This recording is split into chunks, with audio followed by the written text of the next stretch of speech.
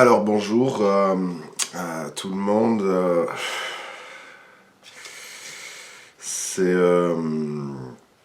c'est un peu un cauchemar de faire cette vidéo, ce vidéo court, télétravail ou je sais pas quoi. Comme vous voyez, je fume, mais on va dire que ce n'est pas une provocation gratuite pour éventuellement qui va contrôler ce matériel pédagogique, mais au contraire, ça va être un accessoire de l'outil pédagogique. Je disais que c'était un cauchemar parce que quelque part, j'ai fait un travail personnel qui s'appelle Lumpen Universität et qui explorait un peu les tutoriaux de manière très libre et qui aussi voyait dans la pédagogie une sorte de forme de partage et de présence qui se fait non seulement par ce qu'on dit, mais aussi à travers une certaine forme d'être là ensemble, de s'échanger. Ce qui était prévu aussi pour la Gurtselem, et donc là, voilà, il y a un peu tout qui est passé à l'eau. Ceci dit, c'est intéressant de voir quel type de relation on va réussir à construire de cette façon, en plein confinement. Moi, ça me dérange de parler à une caméra et je dois faire un effort d'imagination pour me dire qu'en fait je m'adresse à des personnes. Ce que je vais essayer de faire, c'est aussi d'éviter de faire du montage, dans la manière où, toujours dans l'idée pédagogique, de la rencontre et des rencontres qu'on devait faire théoriques les matins, il y avait quand même cette idée où on puisse développer une parole, voire avec des interruptions qui, là pour le coup, ne pourront pas être faites. On verra ensuite avec le téléphone et des conversations individuelles si les choses vont être un peu plus humaines. En tout cas, pour moi, voilà, c'est un exercice pas évident de parler à une caméra.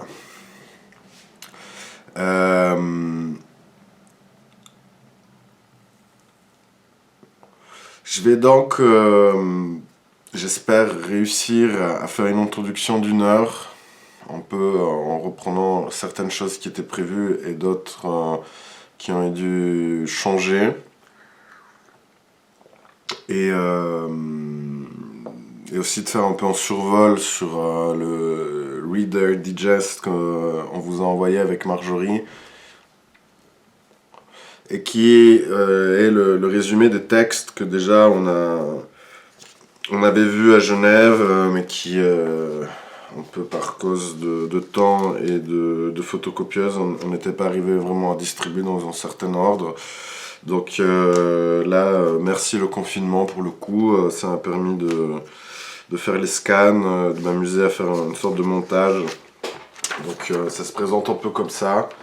Moi je les ai imprimés. L'idée justement c'était pas forcément de faire des gros blocs de texte, mais des constellations de citations avec pas mal de place au milieu, pour aussi vous permettre éventuellement de les imprimer et d'écrire, de faire des liens, voire de voir s'il y a des textes à vous, ou des travaux artistiques, ou des travaux que vous êtes en train de faire, de prendre des notes à côté. Voilà, il me semblait que c'était assez dynamique pour le coup, et aussi je suis un peu officiellement en cauchemar pour les graphistes, parce que voilà, je fais des sortes de graphisme très libres. Et voilà, donc c'est comme ça que c'est sorti. Avant vraiment de commencer, comme vous allez voir, en fait, j'ai écrit une sorte de longue lettre en imaginant de converser avec vous, ce qui me vient plus facile que en parlant réellement à une caméra. Et en fait, il n'y a que des introductions. Et on regardera en fait vraiment pour la fin, s'il nous reste quelques minutes, je rentre vraiment dans le détail des textes, mais l'idée, c'était pas vraiment que je vous emmène à ça, si c'était pas de manière un peu fluide, selon vos réactions et selon vos lectures avant le workshop ou pendant. Rentrer dans le détail du texte et dans comment il est construit, quel type de sens il en ressort et des liens, c'est plutôt la vidéo que Luca vous a envoyée. Et là, vous allez voir aussi une méthodologie, pour le coup, bien construite, de approfondissement, je dirais, total, en le connaissant, du texte, qui donne un peu aussi le titre de ce cours, la théorie du Bloom. Vous avez peut-être entendu que j'ai reçu un email, donc je vais éteindre mon email. Voilà, j'ai bientôt fini ma cigarette, donc c'est le moment de finir cette présentation avec la cigarette. Je vais me donner des cigarettes comme un format un peu de parole, en me disant que ça va un peu structurer cette parole. Et puis aussi, je me suis dit, qu'est-ce que ça va produire de faire du télétravail, de télépédagogie avec un gars qui fume dans son bureau en buvant un café, ce que je suis en train de faire. Et c'est un peu un lien peut-être avec le workshop, c'est justement d'essayer de trouver des formes dans des situations que moi j'aime bien appeler les ruines du capitalisme, mais il n'y a pas un grand message là derrière, c'est juste de s'approprier de zones qui sont mises un peu en marge, et là quelque part le télétravail qui est oui d'un côté maintenant bien approprié par tous ceux qui doivent le faire.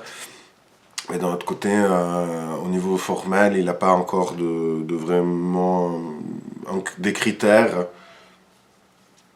Et donc, par exemple, faire un cours en fumant, qu'est-ce que ça peut provoquer comme réaction, en sachant que si on avait été au stade, ben, on aurait commencé par boire un café chez Roger, que vous avez déjà vu, et qu'on aurait fumé une cigarette pour les fumeurs. Et là, pour le coup, l'avantage, c'est que pour les non-fumeurs, ben, ils sont complètement épargnés par ma fumée. Donc, je vais juste redire rapidement que, comme vous le savez, c'était censé être à la Grootselene, ce workshop, sous le titre du syndrome du Bloom. À partir de la théorie de Tikkun, la théorie du Bloom, mais ce qu'on avait avec Luca imaginé, c'était pas forcément de tout centrer sur cette théorie-là, mais le mot Bloom nous plaisait un peu parce que il peut décrire quel type de personnes vont investir ce lieu. Et aussi, il a un peu le double effet d'annoncer une sorte de printemps que vous pouvez représenter vous-même en tant que groupe de première année. Donc, quelque part, une sorte de printemps formel et esthétique. Et aussi, vous deviez occuper la zone du stade dont je m'occupe pour la session de printemps. Et vous aurez vu pendant le workshop, justement, le printemps de la Grootselene, donc étant un lieu qui n'a pas encore vraiment un fonctionnement déterminé, ou que chaque année va déterminer un fonctionnement. Et donc quelque part ça faisait aussi en lien avec la théorie du Bloom, mais ça je ne vais pas trop rentrer dans le détail parce que Luca va le faire.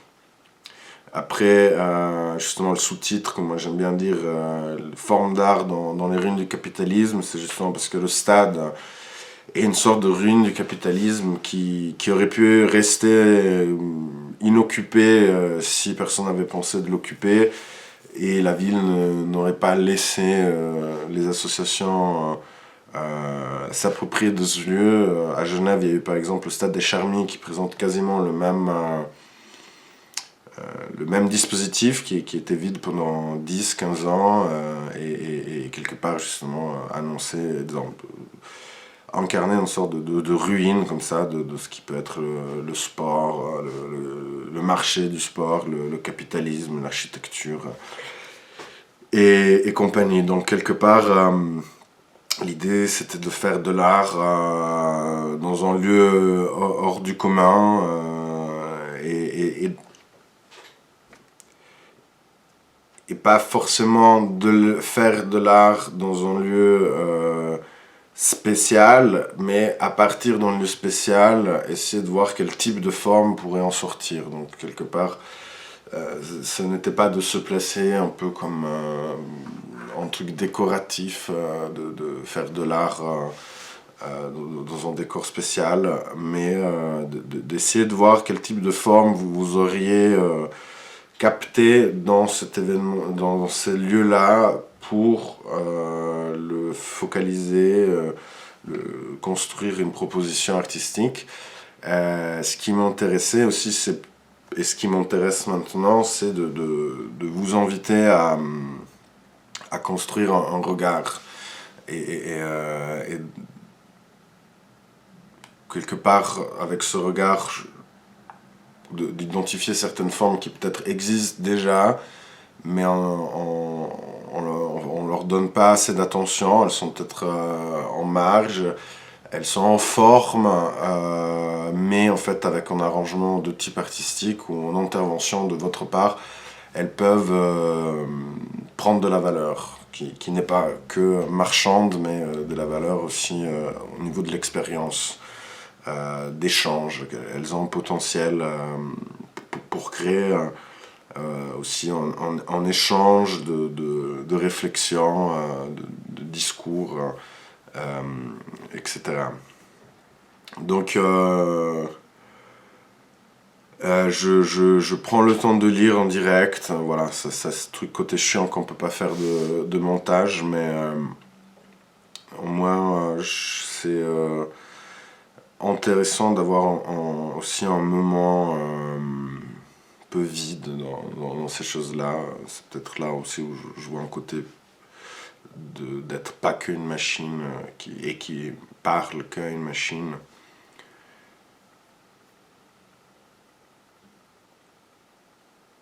Ouais, donc voilà, plus ou moins, c'est ce sous-chapitre que j'ai pris du livre de Anna Tsing, de Champignons de la fin du monde et les ruines du capitalisme, avec cette situation du coronavirus. On est en quelque sorte dans une situation pratique où voilà, il y a ce virus qui nous empêche de travailler dans certains types d'habitudes, même si nous étions déjà invités d'aller dans le lieu qui n'est pas habituel, mais voilà, l'idée de nous confronter à quelque chose qui est inhabituel continue à se faire, donc quelque part, par chance, on était un peu préparé à cette éventualité. De mon côté, je vois dans la forme du virus aussi une sorte de métaphore pour... je croyais avoir fermé mon mail, mais apparemment non, je suis pas arrivé. Bref. Donc je voyais dans le virus une forme de métaphore aussi pour l'art. Avec Luca, on s'amuse souvent de parler de contagion de l'art. Chacun en acceptant cette métaphore et en y voyant différents types d'intérêts. On n'est pas d'accord sur toute la ligne de comment cette métaphore se crée. Et là, justement, moi, j'aime bien aussi penser que voilà, l'art en tant que virus ou maladie qui, selon Luca, peut créer une inflammation de l'ego aux gens, donc avoir une artistite. Pour moi aussi permet de rentrer ou de muter, de faire des mutations pour quelque part faire des antidotes pour le contemporain. Et quelque part, j'aurais bien voulu parler de justement la notion de mutation qui appartient aussi au virus, qui est là aussi, qui provoque cette situation parce qu'il s'est muté et il est passé de son médium de prédilection qui était celui-là du monde animal pour changer et faire une transition dans le monde, dans le règne humain. Et quelque part, voilà, cette mutation souvent provoque aussi des choses monstrueuses. Et précision rapide, c'est monstrueux et intéressant parce que comme étymologie monstre, qui vient de monstrare du latin, qui veut dire montrer. Aussi en français, ça fonctionne. Donc quelque part, ça invite toujours à une pulsion scopique, mais qui va créer quelque chose d'inquiétant, de monstrueux, quoi. Quelque part, tout ce qui est toujours montré a un côté monstrueux. Et c'est toute une théorie que là, j'ai pas les moyens pour vraiment la développer de manière correcte, mais faites-moi confiance juste d'avoir ces 2-3 inputs et d'en faire quelque chose d'un peu plus personnel.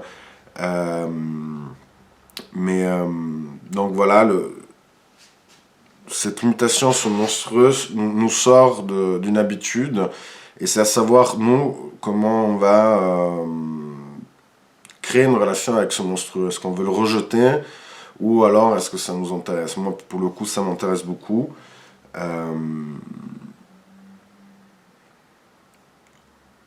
Et que quelque part, le stade de la Gurtselem est un espace monstrueux. Parce que il n'est pas ce qu'il est censé être. Il a subi une mutation.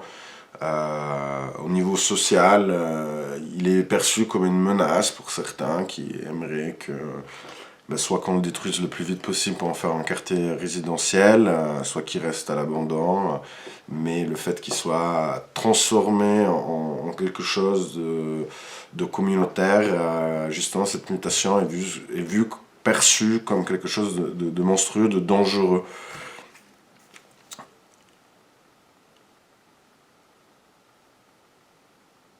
Donc quelque part, tout ça, évidemment, permet toujours de réfléchir aussi à sa propre pratique artistique et quelque part, avec l'ensemble du workshop, d'essayer de voir comment faire du monstrueux, justement, de éclater des formes qu'on connaît déjà, de faire des petites mutations, des petites modifications de ce qu'on peut appeler les manières de faire, le mainstream, ou aussi de manière très personnelle, peut-être surtout quand on commence à faire de l'art en première année, on a un peu une idée de ce que c'est de l'art, ou ce que ça devrait être.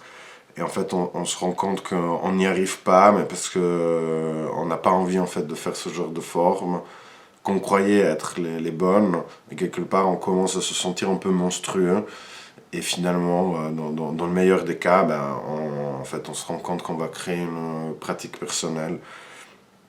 En tout cas, pour moi, c'était un peu ce qui s'est passé et que je peux résumer aussi rétrospectivement, parce que voilà, je suis rentré aux Beaux-Arts en faisant des copies de Egon Schiele et autres classiques du dessin, parce que je pensais qu'il fallait savoir faire ça avant de faire autre chose.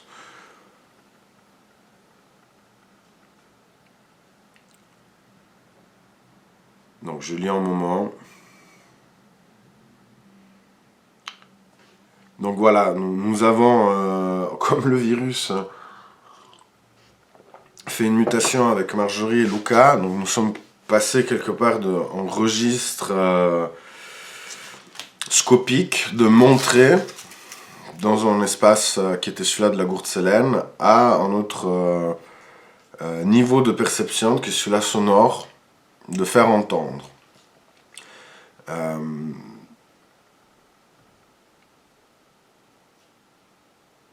Et ça déjà, quelque part, c'est c'est une nouvelle contrainte que je vais vite décrire pour pas qu'on soit perdu, parce que voilà, on n'a pas pu faire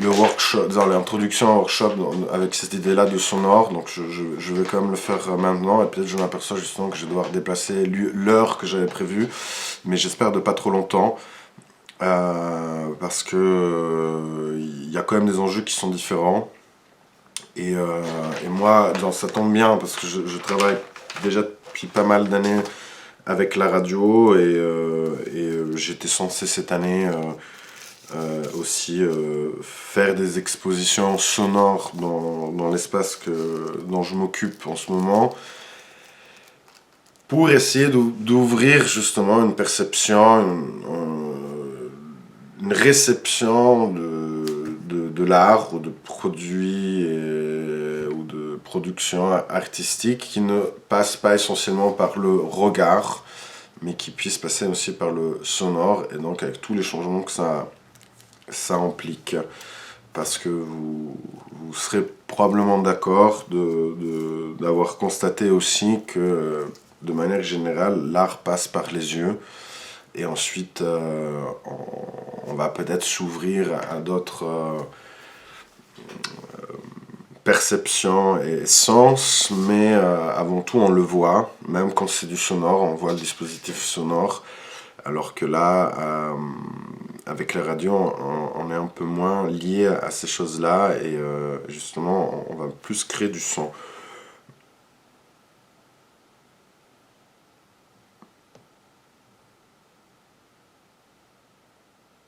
Donc voilà, avec la radio, on peut faire image. Ça va plus passer avec le mot, ou ça va passer avec des choses de l'ordre du sonore. Mais cette image, elle passe d'abord par les oreilles, et puis elle se crée, et puis on peut pas non plus trop la maîtriser, quoi. Donc ça peut être comme de la poésie, mais il y a aussi des musiques, par exemple, je sais pas, les violons des films d'horreur vont nous faire imaginer des choses ou des sensations, voire même des images pas définies, mais qu'on peut ressentir d'une autre manière, un peu de manière synesthésique. Voilà, les contours ils sont pas définis, mais on a plusieurs perceptions, même le toucher, l'odorat, ensemble, mais pas clair. Donc il y a une question qui fait corps, mais en même temps fait pas corps. Ou quel type de corps ça produit. C'est encore un peu informel. En tout cas difficilement tangible, qui fonctionne pas selon nos habitudes de réception de l'art. Donc quelque part, ça, cette première contrainte, c'est quelque part s'imaginer comment on peut faire cet espace de réception sans avoir l'œil comme endroit de prédilection. Et aussi, du coup, il faut faire attention que, quelque part, il faut inviter l'auditeur à nous suivre. Donc là, je vais très large, parce qu'on va aller dans le détail quand on s'appelle par rapport à ce que vous voulez faire. Mais de manière générale, quand vous allez être amené à imaginer votre contribution sonore, c'est de déjà faire attention à ça, c'est-à-dire que vous allez voir qu'il y a des choses qu'il faut décrire un peu plus pour que les personnes, disons, si par exemple là vous me voyez en train de boire ma tasse, s'il n'y avait pas de vidéo, je vous dirais, excusez-moi, je bois mon café dans ma tasse verte, dans ma tasse que j'ai achetée en Camargue. En gros, toute cette information visuelle que vous avez maintenant, au sonore, vous l'avez pas. Je sais que ça a l'air con, et que vous êtes peut-être en train de considérer que je vous prends pour des débiles, mais c'est pas du tout le cas. C'est justement que quand on n'est pas habitué de faire du son ou de la radio, ce qu'on pense être qui va de soi, en fait, ne va pas de soi, et d'avoir cette attention pour les autres en fait, ça permet de créer aussi une connexion plus directe avec l'auditeur, quoi. Et même qui en fait, ou moi qui en fait depuis un moment, je dois toujours me remettre dans cet état d'esprit-là, quoi. Et je le vois aussi quand je fais des interviews avec des gens où des fois ils font des choses et puis moi je dois décrire, il prend son verre d'eau, etc. Parce que je sais qu'il faut garder ce lien-là. La deuxième contrainte, c'est le silence, qui va dans la continuation de ce que je vous ai dit. Mais justement, si à la radio, je sirote mon café sans le dire, et en fait ça va prendre 5 secondes pour le faire, et si on n'entend pas bien le fait que je dégloutisse, on ne sait pas trop ce qui se passe, et du coup on perd un peu d'attention. Si il y a plus que 10 secondes, d'habitude, les gens réagissent en pensant qu'il y a un problème technique, donc ils vont soit rafraîchir la page, soit se déconnecter, soit aller écouter autre chose. Dans les radios professionnelles, ils évitent à tout prix les silences, et ça ne dépasse pas les 3 secondes, un truc comme ça. Moi, là, je me fais un peu large avec les 10 secondes, mais c'est vraiment tout type de silence, quoi, qui rentrerait pas dans, je sais pas, du théâtre radiophonique ou comme ça, mais si vous écoutez déjà ça, ou si vous allez en écouter, vous allez voir que le silence est un des ennemis de la radio. Et pour le coup, là, je vous invitais à imaginer que c'est un peu comme une conversation téléphonique, quand l'interlocuteur, vous l'entendez plus respirer, ou il fait pas des vous demandez naturellement, t'es là, ça marche toujours. Et d'ailleurs, en écrivant cette réflexion, je me suis demandé si ce dans les conversations venait pas du téléphone. Ou alors, c'est devenu quelque chose d'essentiel dans les conversations de téléphone, de pouvoir, dans le silence, quand même créer une forme de présence. Donc, oui, ces petits sons comme ça qui veulent rien dire, si ce n'est pas garder l'attention, garantir que on est toujours là, quoi, qu'il y a toujours quelqu'un de l'autre côté. Et donc quelque part, quand vous allez faire une pièce sonore, c'est imaginer la même chose. Donc c'est quelqu'un qui est au téléphone avec vous, et s'il y a du silence, à un moment donné, il va penser qu'il y a un problème.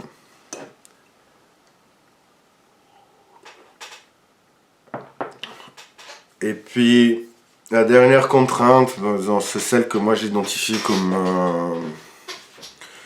comme essentielle, hein. Après, on peut aller dans des trucs plus techniques de radio, mais moi-même,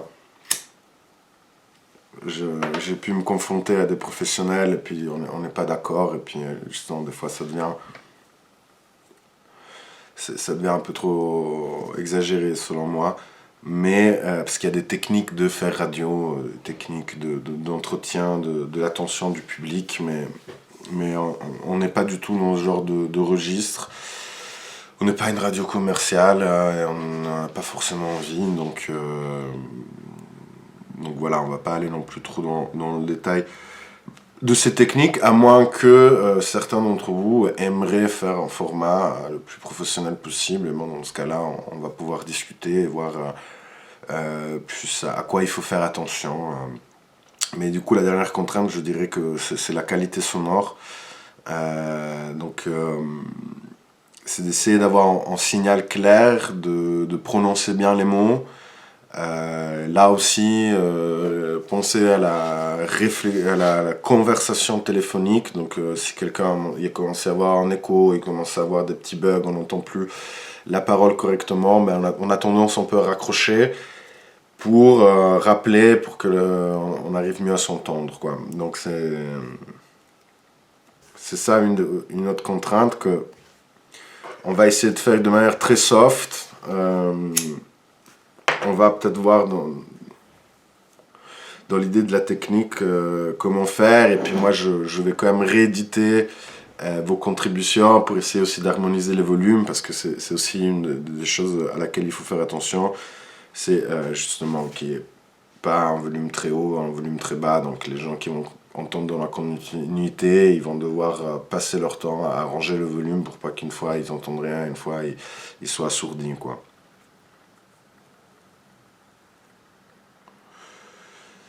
Donc chez nous, ça va aboutir à un radio-vernissage. C'est plus ou moins un terme qui vient d'être créé ces jours-ci. C'est quelque part la seule manière qu'on a, dans cette contrainte générale du Covid-19, de pouvoir inviter des gens et de les accueillir dans une sorte d'atmosphère.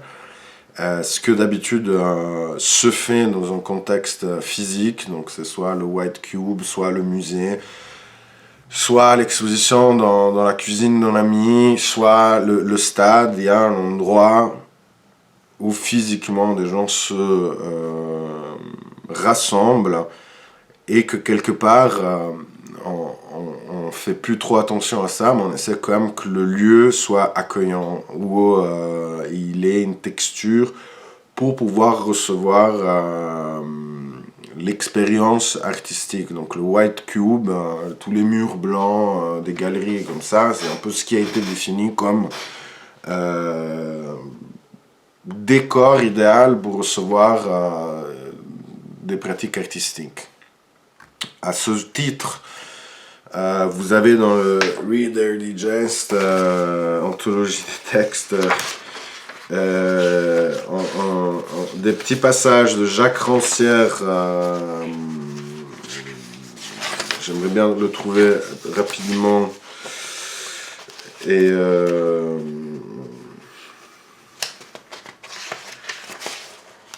donc le partage du sensible, ou quelque part les petits extraits que je vous ai pris me semblent annoncer ce genre de contraintes aussi, ou de situation, que le lieu d'exposition n'est pas que fait par la présence d'espaces de pratiques artistiques, mais est tout en ensemble, et que quelque part on va devoir penser à cet ensemble-là de manière sonore, ce qui est, à mon avis, très intéressant, parce qu'on n'est pas dépendant d'une physicalité d'un lieu, mais au contraire on peut penser à un lieu non défini qui peut s'injecter dans d'autres lieux. Et ça, quelque part, c'est intéressant. Et il va pouvoir être construit selon vos contributions, et chacune d'entre elles pourra réfléchir à cette situation et s'imaginer aussi dans quel type d'espace sonore il ou elle a envie d'accueillir l'auditeur. Ensuite, on fera une compilation, donc il y aura tout un ensemble, mais quelque part, ça sera un peu comme une exposition de groupe où chacun a une chambre, et du coup, chaque chambre a aussi une atmosphère dans laquelle il invite le visiteur, qui pour le coup est un auditeur. Ouais, bam bam bim.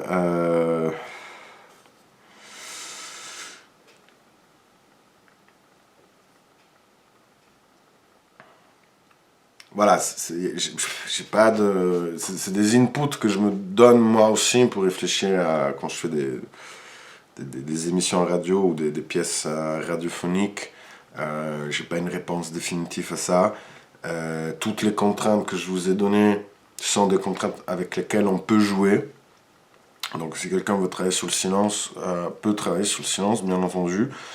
Il me semble juste que là, c'est important de le dire pour qu'il puisse le faire en connaissance de cause, et qui sait qu'il y a cet effet repoussoir à partir de 10 secondes de silence, et que aussi il a aussi un peu la responsabilité du groupe et du collectif, en peut-être voulant faire un effet repoussoir des auditeurs. Donc voilà, s'il vient le deuxième dans la lignée, il va être provocateur ou provocatrice et faire beaucoup de silence, ben, il sait que ça va être pas aider ceux qui viennent après pour que les gens puissent rester connectés.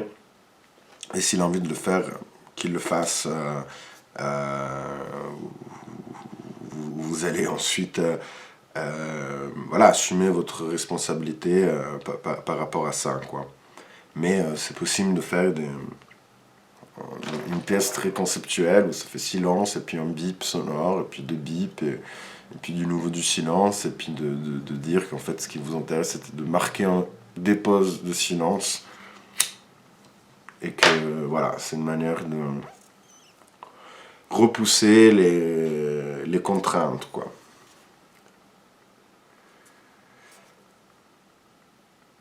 La dernière contrainte, qui n'est pas une contrainte, mais qui est presque en absolu, c'est le temps.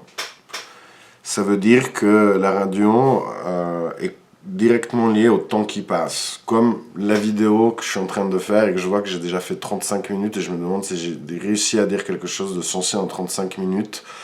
La radio, ça va encore plus vite, j'aimerais dire, parce que peut-être vous êtes commencé à vous distraire en regardant ce qu'il y a derrière moi, ou comment sont mes cheveux, ou quel type de t-shirt je porte. Là, à la radio, il n'y aurait même pas ces distractions-là. Et donc le temps, quelque part, il va encore plus vite. Et dans ce sens-là, je peux vous renvoyer à une petite formule du réalisateur Tarkovsky, en russe, qui est un peu mystique, mais qui est intéressant. Qui, par exemple, lui parle en termes de sculpter le temps dans sa pratique cinématographique. Il est lui aussi dépendant d'une bande son. Il y a une bande d'images, donc c'était encore à l'époque de la pellicule. Mais justement, plutôt que vouloir rentrer dans un débat de esthétique, de cadrage, de purement formel, lui, il parle de son cinéma comme quelque chose qui serait capable de sculpter le temps. Donc peut-être une rythmique, etc. Et que, vu que vous faites partie de la section construction, qui est la suite un peu de traditionnellement ce qui était la sculpture, il me semble qu'il y a une sorte de pan comme ça, cohérent, qui puisse être fait. Et que peut-être pour certains d'entre vous, ça va aussi vous donner un point d'ancrage pour une pratique sonore à laquelle vous n'êtes pas du tout commun, et que quelque part vous demandez comment je vais pouvoir l'appréhender, et que peut-être vous dire que c'est une question de sculpter le temps, ça va vous donner une idée pour commencer quelque chose.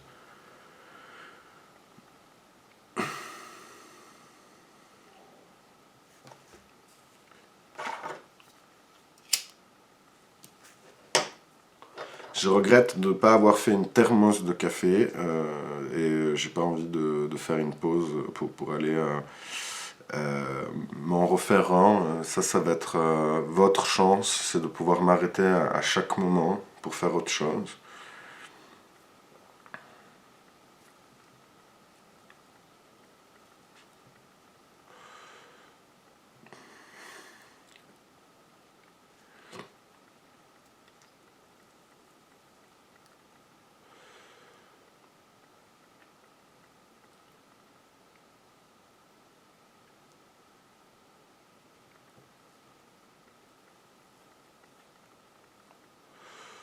Bon, voilà, je lis ce que plus ou moins j'ai déjà dit dans le désordre.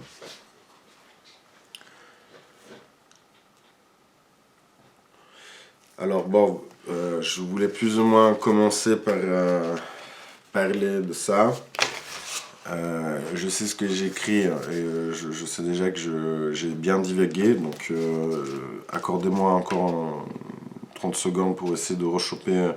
À un moment, je parle moins de ce que c'est ce truc, ou en tout cas de vite lire en diagonale pour vous en faire un résumé. Mais il me semblait, et je l'ai déjà dit à Genève, mais je le redis aussi pour ceux qui n'étaient pas là, c'est cette anthologie, ce groupe de textes, je ne le vois pas comme quelque chose que vous devez comprendre. Ce qui m'intéressait là, c'était de vous inviter à faire un parcours parallèle entre de la théorie et de la pratique, et de voir que cette relation peut être très libre. Elle peut être de non-domination, dans le sens que vous n'êtes pas dans une formation de philosophe ou académique, et que ces textes-là, en fait, ils peuvent être utilisés par qui que ce soit, et que quelque part, mon envie, c'était de vous inviter à commencer à faire une bibliothèque personnelle, ou en tout cas voir quelqu'un qui a une bibliothèque personnelle pour faire une pratique artistique et pour réfléchir à des choses et des formes, et que quelque part commencer une relation de montage comme ça, de petites citations qui au fil des années vont créer du sens. Moi là, ce Reader Digest, il a l'air bien fait. Donc, je me pense qu'il est bien fait. Peut-être je suis dans l'illusion complète, mais c'est quand même un ensemble de lectures que j'ai commencé il y a presque 10 ans, et que finalement, grâce à ce workshop, et à partir d'un texte, en fait, je commençais à voir qu'il pouvait être en lien avec d'autres textes. En le préparant, j'ai vu que je pouvais encore aller plus loin. J'avais envie d'ajouter plein de livres ou des extraits de livres. Et la constellation, elle serait devenue encore plus géante. Je voulais pas vous faire peur. J'ai vraiment gardé ceux qui, pour moi, ils étaient essentiels avec l'intitulé du workshop. Et j'espère qu'ils vont vous être utiles et qu'ils vont vous donner aussi des idées. Il y en a certains, comme l'insurrection qui vient, qui sont pas forcément des outils pour faire ce que vous allez faire, ou comme on devait faire par rapport au Gurtselan, qui décrivent de manière précise ce qu'on allait visiter, mais qui sont là pour quand même construire ce regard dont je vous ai parlé tout à l'heure, faire d'entretenir cet art de l'observation, et quelque part mettre déjà une base de ce regard-là pour après aller voir le stade, ou aller entendre ou aller voir ce que vous allez faire avec cette mutation sonore. Donc c'est par exemple l'insurrection qui vient fait partie de cette base, dans le sens que l'idée ce n'est pas que je vous invite à faire de l'insurrection, mais de voir à partir de ces textes comment ils décrivent le monde,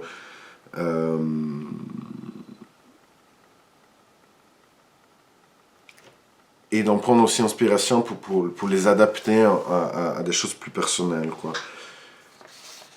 Donc je vais continuer avec mon texte, mais là c'était pour juste vous annoncer un peu comment j'ai pensé cette anthologie, quoi.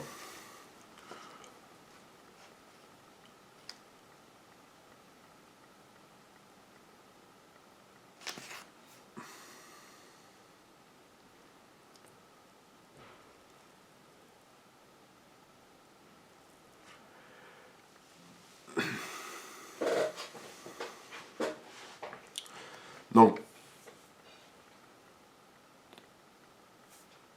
je me suis demandé s'il fallait vous parler, entre guillemets, de moi, ou de comment je suis arrivé à m'intéresser à ces zones qu'on appelle, que là maintenant pour le coup j'appelle ruines du capitalisme, euh, et qui sont monstrueuses, ou qui présentent des déchets, des mutations qui sont sauvages, et qui font un peu partie des éléments récurrents de ma propre pratique.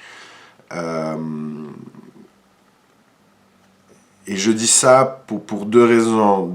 D'un côté, vous allez le voir avec Luca, que le Bloom, justement, c'est des gens, ou une sorte de profil de personnes désenchantées, qui peut avoir à un moment donné une envie de réenchantement de sa vie, mais quelque part quelqu'un qui fait un pas de côté par rapport à la société.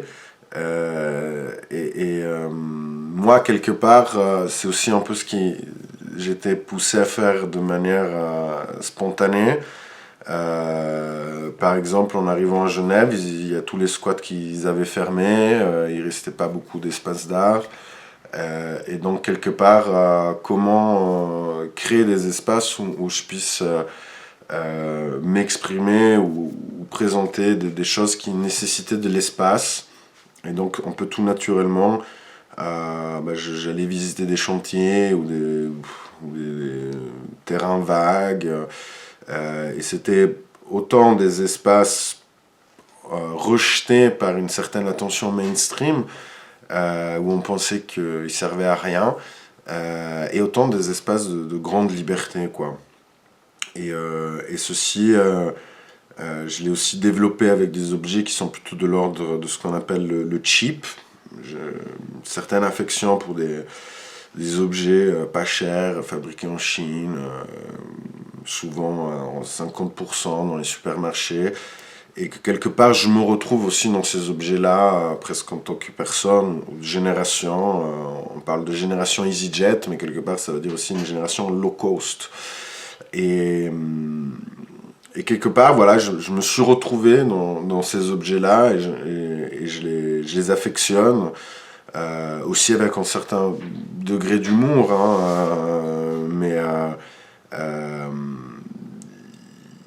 j'ai un peu l'impression que c'est ce qu'on m'a donné, à moins que je rentre pas dans la mêlée, dans la bataille pour essayer de gagner du terrain dans les espaces institutionnels ou gagner de je sais pas quoi pour pouvoir faire des sculptures en bronze. Et j'ai rien contre les sculptures en bronze, c'est juste que quelque part la difficulté de pouvoir faire une sculpture en bronze me semblait moins intéressante, plus contraignante que la difficulté d'accepter que j'allais travailler avec des déchets et d'essayer d'en faire quelque chose. Quand je dis déchets, j'ai aussi envie de dire, j'avais que le mot en anglais et ça me vient toujours pas en français, mais les leftovers. Et voilà, ce qui est laissé de côté, quoi. Et justement, ça fait lien avec le Bloom parce que c'est un peu des laissés de côté qui peut-être vont se retrouver, ou comme à la Gourtsen, c'est des gens laissés de côté par quelque chose, par leur travail ou par la vie associative. Voilà, on va pas pouvoir voir ça dans le détail, mais quelque part, tous ont eu un certain mouvement de mise à part qui a fait qu'il y a quelque chose de nouvelle valorisation en fait qui s'est faite de manière très collective dans le stade et que en parlant de moi, c'est pas pour parler de moi, mais quelque part c'est pour vous dire qu'aussi à un niveau individuel, ce pas de côté peut pousser à réfléchir à une forme et aussi de la construire, de l'identifier, et je suis toujours en construction par rapport à ça.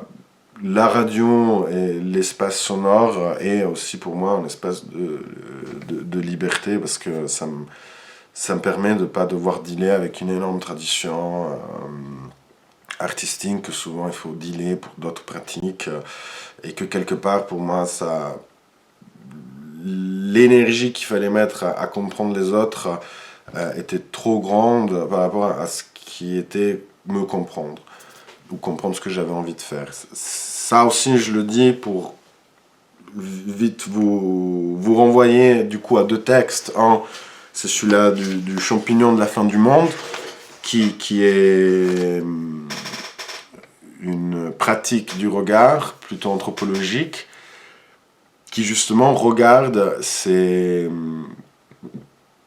écarts, ces gens écartés, mais qui en fait vont valoriser des choses on pensait plus utiles pour la machine capitaliste, qui sont souvent issues de forêts détruites, et finalement il y a un champignon qui pousse, et du coup ça peut refaire une forme de vie et de business, mais qui n'est pas non plus celui habituel d'avoir une maison, un chien, ou je sais pas, l'American Dream.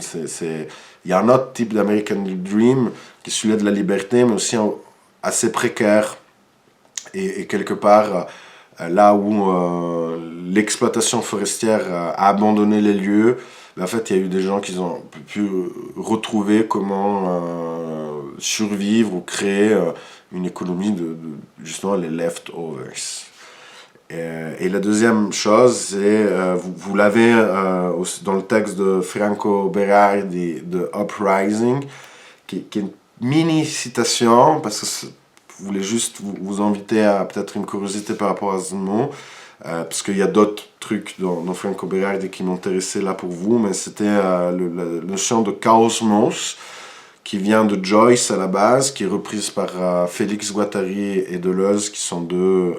Guattari, un psychiatre ou psychologue, et Deleuze, un philosophe français, et qui justement, de comment moi j'ai compris la théorie de la cosmologie que Guattari a écrite, c'est comment moi je l'ai compris. Il faudrait qu'on en discute par exemple avec quelqu'un comme Luca qui va aller à l'essentiel du livre, quelque part où il n'y a plus trop de place à l'interprétation personnelle, ou alors ensuite une observation personnelle, mais une fois qu'on a décortiqué dans une certaine justesse le langage, moi je fais pas ça, des fois je comprends de travers, donc peut-être que ce que je vais vous dire de la cosmologie, il faudra considérer avec quelqu'un qui la connaît bien, qu'en fait je parle d'autre chose et qu'il faudra trouver un terme. Et là pour le moment, la cosmologie comme je l'entends, c'est l'idée de percevoir ou de construire une proposition, pour le coup ce qui nous intéresse artistique, sur différents niveaux, qui puissent être autant sur un plan intime, personnel, autant sur un plan d'histoire de l'art, autant histoire du monde, autant actualité, autant esthétique, formelle, etc. Et donc quelque part de considérer toute proposition artistique sous une perspective cosmologique, ce qui est facile à cacher quand quelque part on reste dans les règles de l'art, pour le dire facilement, mais on va quelque part rentrer automatiquement dans un registre intime qui est pris par en sens commun de la pratique. Donc on va un peu déléguer ça à tout un ensemble. Alors qu'on peut aussi revendiquer une certaine intimité, mais qui se construit en cosmos, en constellation.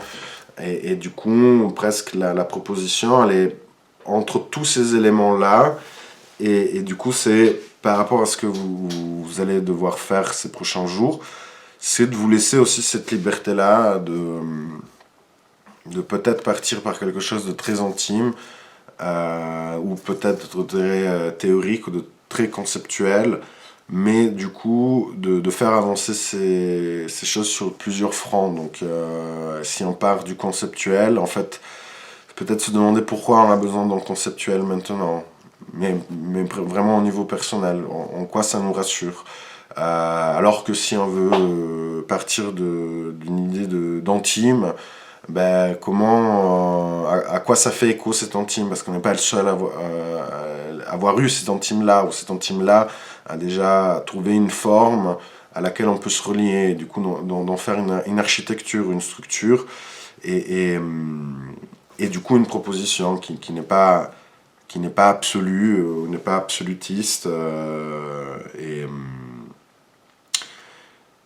et voilà, du coup, en vous parlant de moi et de mon intéressement dans le monstrueux et dans les déchets ou de la génération low cost, c'était pas pour faire un aveu public, mais c'était pour montrer aussi que cet intérêt-là est parti de quelque chose très personnel, et qui en fait avançait aussi avec des recherches théoriques, que l'ensemble avait plusieurs fronts, et que voilà, là je suis emmené à les condenser, surtout dans un exercice que je vous propose et dans un ensemble de textes. Donc voilà, ça a l'air super, ça peut paraître super bien construit, clair, mais en fait c'est un chaos à la base. Et je tiens que ça reste une forme de chaos, comme par exemple cette vidéo que j'espère jamais devoir revoir.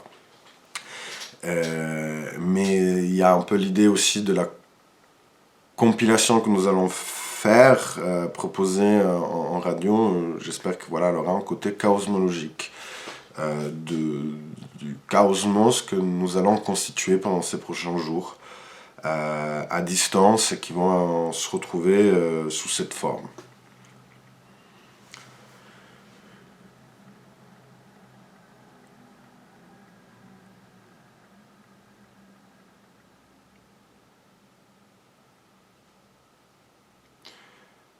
Voilà, la chaosmologie que j'ai pas insérée de manière solide dans le texte, parce que je l'ai lu en anglais, et comme je vous ai dit, je ne suis pas sûr d'avoir compris toutes les nuances, mais je le retrouve encore dans, on va dire, en note son de cloche, mais pour dire la même chose, toujours dans le texte, les champignons de la fin du monde, où pour moi il y a une notion très intéressante qui est celle de polyphonie.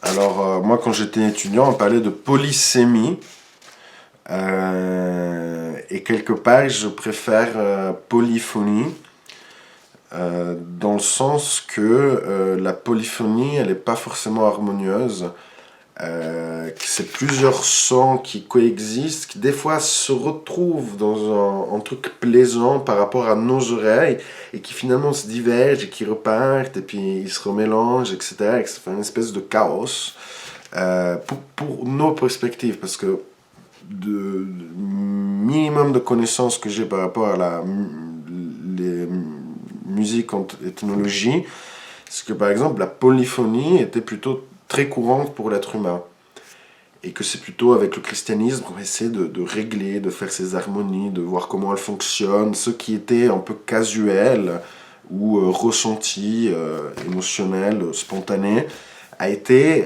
arrangé pour le contrôler, le maîtriser, et ça a donné aussi des choses très intéressantes comme toute la musique classique et le rock'n'roll et compagnie. Mais on a un peu oublié la polyphonie, et on va souvent l'apercevoir comme de la mauvaise musique, et ou alors on va l'adorer comme des gens vont aller écouter des polyphonies à droite et à gauche pour sensation d'exotisme ou de curiosité. Je ne sais pas. Le fait est que la polyphonie, selon moi, est une autre manière de ce que je voulais vous dire avec le chaosmos, et qui va être aussi intéressante d'essayer de choper avec l'ensemble de vos contributions sonores, et aussi à l'intérieur de chacun de votre contribution. Il peut y avoir une idée polyphonique, mais qui peut être aussi très théorique. Vous pouvez faire un truc très harmonieux, c'est pas une obligation, mais avec cette attention-là, voilà, il va y avoir peut-être des contrastes qui vont pouvoir se produire. Il y a la définition de polyphonie dans le texte, et puis il y a les autres extraits qui parlent de justement ce qui me semblait pouvoir faire sens avec un peu ce que je suis en train de vous dire de manière librement. Donc là, je tombe sur une au hasard, mais voilà, mais ces manières de vivre et de faire, parce qu'elles sont considérées comme n'appartenant pas à la marche du progrès, sont négligées. Et donc voilà, c'est ce que je vous disais avant avec le pas de côté, l'écart, etc. Donc, forme de faire et ces manières de vivre sont négligées. Pourquoi ? Parce qu'on n'en voit pas en intérêt. Et cette manière de faire n'appartient pas que, selon moi, au capitalisme, au marché pur et dur, mais ça peut être aussi dans des systèmes culturels ou même des systèmes personnels, dans le sens qu'on va peut-être nous-mêmes négliger des choses à vivre ou des choses à faire parce qu'on pense qu'elles n'appartiennent pas à notre propre marche du progrès. Donc voilà, ce qui m'intéresse aussi dans ces analyses-là, c'est de les voir aussi dans une perspective polyphonique ou cosmologique. Elles font pas que sens, selon moi, pour leur sujet d'observation qui est celui-là du monde, ou comme avec Tikkun et le comité invisible, d'une sorte de zeitgeist du temps, de l'ère du temps, mais elles peuvent aussi être prises en compte pour quelque chose de très personnel, et il n'y a pas forcément une invitation à dire quelque chose de pertinent, même si c'est... On peut encore se demander si c'est possible, mais pertinent vis-à-vis du monde. Moi, je vais être très content et j'espère utile pour pouvoir, si quelqu'un a envie de travailler avec des choses personnelles, en sachant que ces personnels-là, je ne vais pas l'accompagner pour son essence personnelle réelle, dans le sens que je vais le voir en lien avec quelque chose qui est déjà été exploré de l'ordre du personnel, et voir s'il y a une méthodologie pour l'explorer, ce personnel-là, et essayer de trouver une méthodologie personnelle à travers d'autres méthodologies. Chaque fois, ça s'emboîte dans plein de choses. J'espère qu'en vidéo, c'est pas trop catastrophique, mais je vois qu'on arrive à 1 minute 2, donc je vais finir en refumant une cigarette et faire un peu une conclusion. Voilà, l'idée c'était pas que je parle pendant 1 heure et que je vous balance tout bam comme ça. Contrainte Covid-19, c'est un peu ça qu'il faut faire. Et on sait qu'il y aura 2 temps, donc il y a ce temps-là, il y a qui est aussi celui-là avec la vidéo de Luca, et ensuite il y a un deuxième temps où on se retrouve par téléphone, et j'espère que ça va être un peu plus fluide dans l'échange là. Mais pour résumer, ce qui m'intéressait de partager avec vous avec cette introduction, c'est la notion de mutation monstrueuse. Le fait qu'on a dû passer d'un monstrueux visible au vivable, qui s'expérimente de manière corporelle en allant dans le stade, va être présenté dans un registre du sonore, donc non tangible, presque immatériel, mais qui peut garder encore cette notion de monstrueux, donc de peut-être voir quels sont des types de sons bizarres ou non communs. Je vais finir aussi avec un peu des exemples du son auquel pouvoir peut-être vous raccrocher.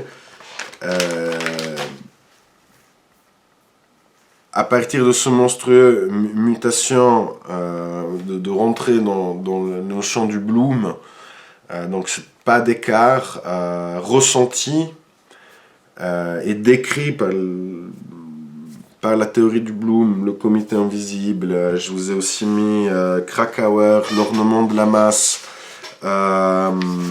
qui est un texte de 1920 et des poussières, qui pour moi est une sorte de première version du bloom, que Tikkun n'en parle pas, mais je pense qu'ils auraient pu très bien en parler, parce que quelque part c'est leur papa, quoi, comment on dit, leur ancien, ils font partie de cette généalogie-là, et que c'est le chapitre qui s'appelle « Ceux qui attendent ». Donc quelque part, pour moi, le bloom, c'est aussi quelqu'un qui attend. nous, quelque part, j'ai envie de dire, on n'est plus dans cette attente-là. Luca va vous donner quelques clés pour voir en quoi, une fois qu'on a fait ce constat de être ou avoir perçu la bloomitude en nous ou chez les autres, en quoi on peut aller dans une proposition pour le faire. Là, moi, je considère qu'on est déjà en train de le faire, donc on est déjà en bloom qui est en train de fleurir, si vous me permettez l'analogie poétique. Mais dans Krakauer, quelque part, il nous avertit déjà un petit peu des risques de ceux qui attendent, qui justement peuvent devenir des fois un peu des radicaux ou des cyniques, etc. Donc c'est ce que j'espère va pas nous arriver. Et voilà quoi. Donc voilà, en fait les textes, on les a déjà un peu parcourus ensemble à Genève, donc il me semblait que c'était pas très important de revenir dans le détail. Là, ça m'intéresse qu'ils ont été un peu remis dans l'ordre comme je les imaginais. Peut-être je vais juste vous montrer, je sais pas, par exemple, voilà, cette construction-là. Quand c'est un peu coupé comme ça, en fait, c'est que c'est vraiment des extraits qui sont pas censés être à la suite.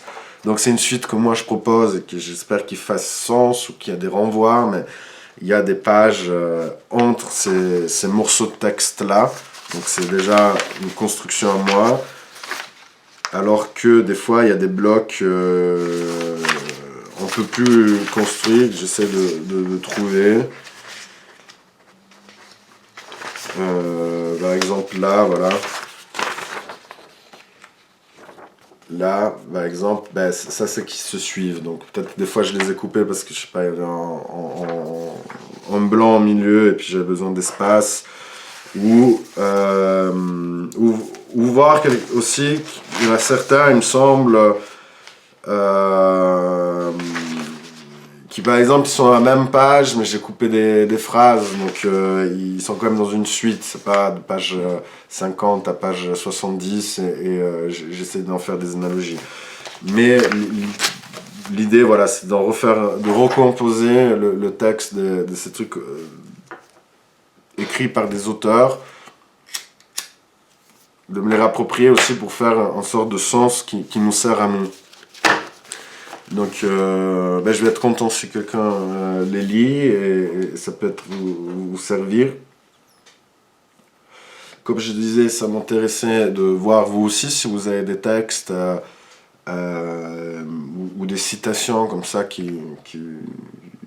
qu'on pourra ajouter aussi au PDF final. Je trouve que ça pourrait être très intéressant d'avoir aussi cette trace d'un travail qu'on a fait ensemble. Pour le sonore,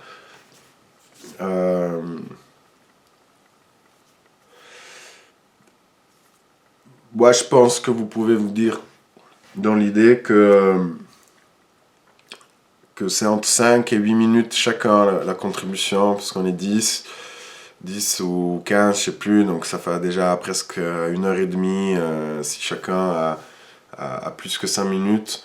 Et puis avec Luca, on va quand même essayer de faire une atmosphère un peu vernissage, donc on va faire un peu de direct en présentant l'ensemble du projet pour que ça soit pas que juste un bloc comme ça de compilation, une à la suite des autres, un peu abstrait, mais de lui donner un côté quand même humain. Aussi quelque part si on se connecte tous pendant ce vernissage sonore, justement quelque part être là ensemble d'une manière ou d'une autre et voilà. Et par rapport aussi, donc ce qui serait intéressant, parce que voilà, on reste quand même dans un workshop qui s'appelle le syndrome du Bloom. Ce qui m'intéresse, c'est que vous allez définir en son aussi avec un lien à ces textes ou ce que vous en avez compris de cette vidéo et de la vidéo de Luca. Et que quelque part, je vais vous demander pourquoi il y a ce son-là, dans ce contexte-là. Pourquoi tu as fait ce choix-là, en quoi tu considères qui contribuent à l'ensemble ou à la réflexion à laquelle on est emmené à faire séparément ensemble. Ça peut être un truc très basique que moi j'adore faire, que je fais régulièrement sans même le revendiquer dans la plupart de mes playlists, même quand elles sont juste de l'ordre de l'amusement. Je adore regarder les titres des chansons et d'essayer de faire une espèce de message crypté que si quelqu'un en fait Shazam la moitié de mes playlists va voir un message secret dedans. Donc là, pour le coup, par exemple avec le Covid-19, vous allez peut-être tomber sur le même avec l'album de Joy Division où quelque part chaque chanson on dirait décrit les étapes de la crise actuelle, quoi. Pour moi, ça c'est conceptuel et c'est aussi assez marrant, quoi, parce qu'on va si on, voilà, on le mettait pas de manière aussi évidente et puis en fait on dit on fait une playlist mais on met le même groupe euh, qui présente des titres en fait qui font que référence à ce qu'on est en train de vivre. Voilà, c'est construit. Il faut pas aller plus loin dans ça. Donc quand je vous dis aussi une contribution de 5 minutes, ça peut être aussi dans cette contrainte-là que vous me dites, mais moi j'ai un peu rien à foutre de faire 5 minutes en bloc. Par contre, j'aimerais bien faire des jingles. Et j'ai 10 jingles de 30 secondes. Et voilà, ça fait peut-être pas 5 minutes, ou ça fait juste un peu plus, mais moi j'ai envie d'être éclaté au milieu des autres. Très bien, quoi. Et je vais vous demander en quoi tu vois un lien avec le Bloom. Donc, je vais pas vous prémâcher le truc, mais ça peut être, j'ai perçu une sorte d'éclatement de la personne, ou je sais pas quoi. Donc moi j'ai envie de me présenter de manière éclatée en jingle. Ces jingles-là sont des polyphonies que j'ai chantées avec mes colocs, je sais pas quoi. Bref, une petite construction comme ça qui puisse rentrer dans le sens général et qui voire être gentiment présenté aussi par nous en direct, comme si en fait c'était le texte d'explication dans la salle d'exposition. Après, voilà, il y a qui va vouloir faire une production, une création sonore plus complexe, avec son propre texte, avec sa propre manière de lire, etc. Très, très bien aussi. Réappropriez-vous de ces textes, faites une lecture un peu intime de ce que vous percevez par rapport à ce que ça vous a fait ressentir cet ensemble de textes et voyant d'essayer de le mettre dans une temporalité solide. Voilà, donc j'espère vous avoir donné un peu l'idée de cette mutation, d'être revenu sur les points principaux, avoir réussi à montrer en quoi ça a changé par rapport à le contexte de la Gurtselenne, en quoi peut-être ces textes sont encore utiles pour le vernissage radiophonique ou la construction d'une pièce radiophonique. Et voilà, quoi. Évidemment que je me laisse encore 10 secondes, ou un peu plus pour finir ma cigarette et voir si me vient à l'esprit un truc que j'ai oublié. Parce que ma grande peur là, c'est de éteindre la caméra et en fait me dire mais merde, j'ai oublié de leur dire ça. Et je vais pas refaire la vidéo, mais récupérer le coup en écrivant un email ou je sais pas quoi. Donc je vais vous offrir un dernier moment, moi qui lis mes notes.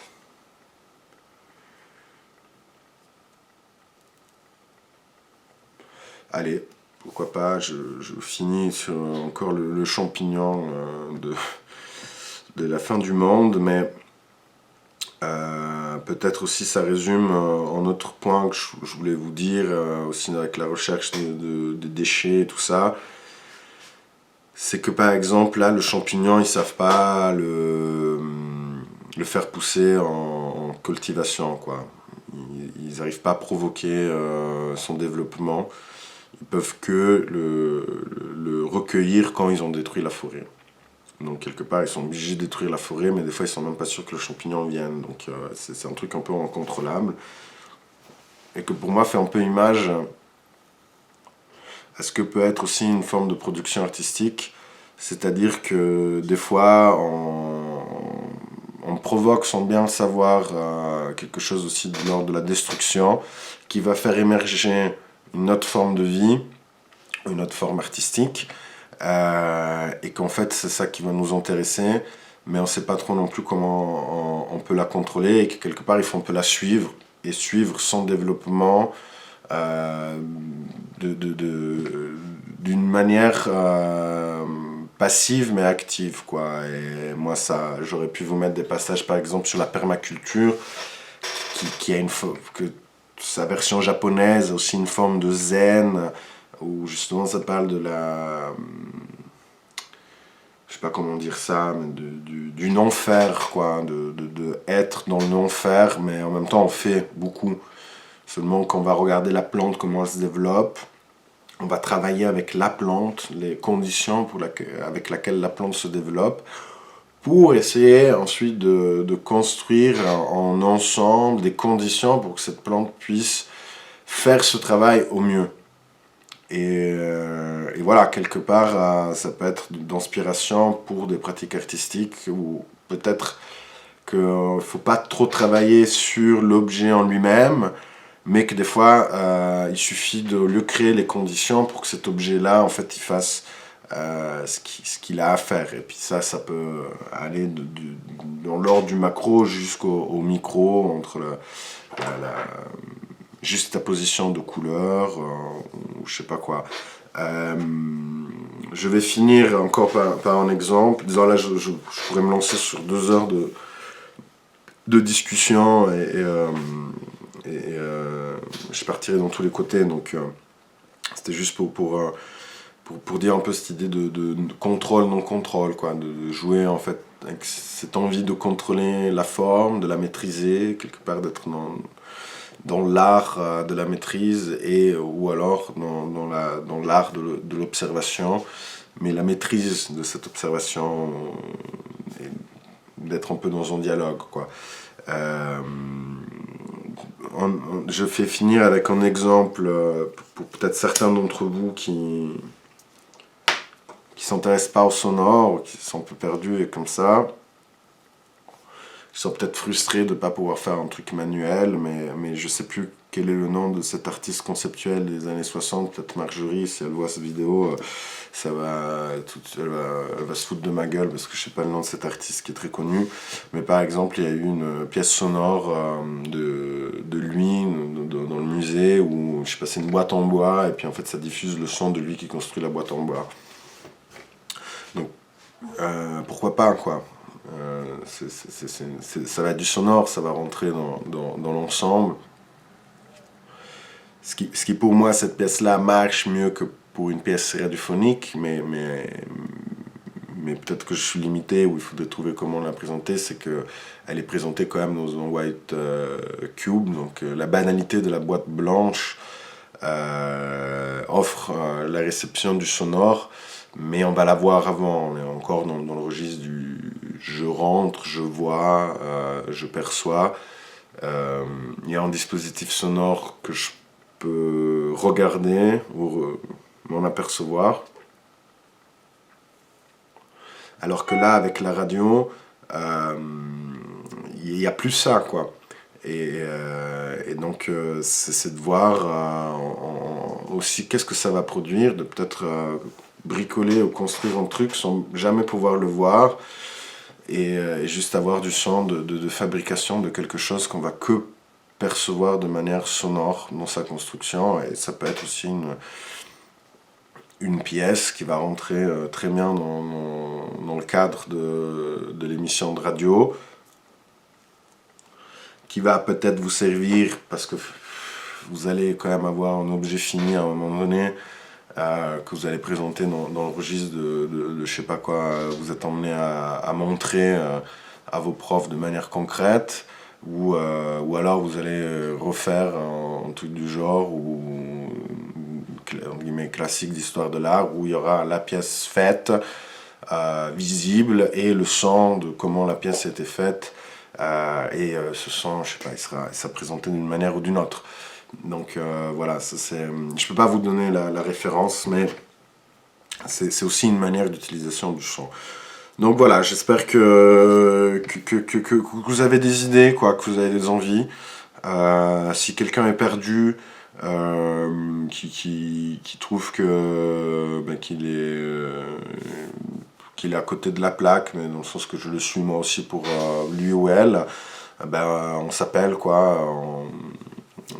On essaye de voir si on arrive à se trouver dans quelque chose de sonore. J'arrive pas là à penser à quelqu'un en particulier, vu que je vous connais très peu, mais le cadre est assez large. La radio, à part les petites contraintes que je vous ai données, ça offre vraiment une énorme liberté propositive. Qu'elle soit purement sonore ou alors dans la construction, comme je disais, d'encens des chansons, qui est moins perceptible de manière directe, qui peut se faire aussi avec un enregistrement de quelque chose de concret, etc.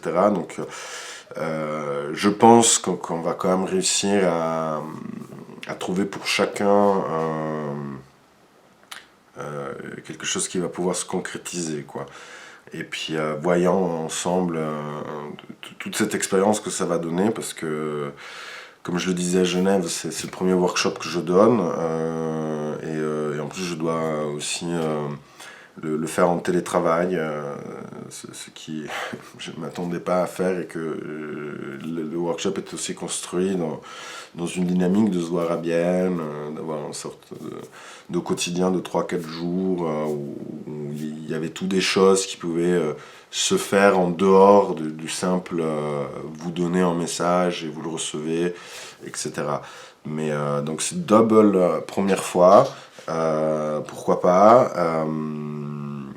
Merci pour nous suivre avec Marjorie et Luca dans tout ça, et on espère vraiment qu'on arrive à vous donner une petite envie, quoi, pour ajouter une flèche à votre arc, et éventuellement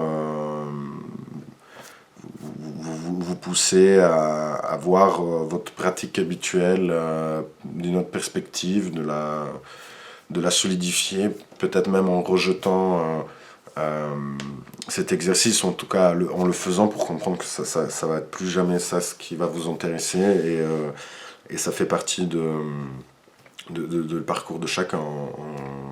Des fois on refuse de continuer des choses, et c'est très utile aussi pour être plus au clair sur ce qu'on fait vraiment.